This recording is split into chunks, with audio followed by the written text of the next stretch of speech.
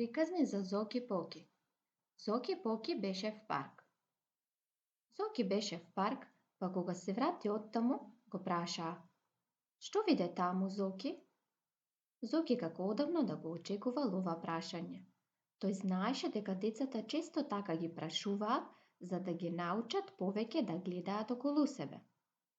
Како па тие тоа да не го правеа.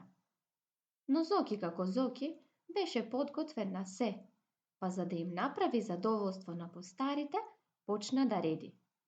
Видов еден чичко. Леле колку беше смешен. Немаше друга работа, па со една жица ги буцкаше сите книвчиња што децата ги испуштаа. Потоа си ги ставаше во една кошница за да си ги носи дома. Возрасните се насмеја, но сепак го потикнаа. А друго што виде? Една мајка и едно дете седеа на една долга штица што се клацкаше. На игралиштето ли? Да, но каква лоша мајка! Таа беше од едната, а детето од другата страна на штицата. Кога детето ќе дојдеше до земјата, таа ќе му направеше така тоа пак да се крене горе. О, кутрото, не смееше дури ни да заплаче. Да видевте само. Рекоа возрасните и пак се насмеја. А што видов нешто друго? Што? Видов како едно бебе го чува деда си крај својата количка.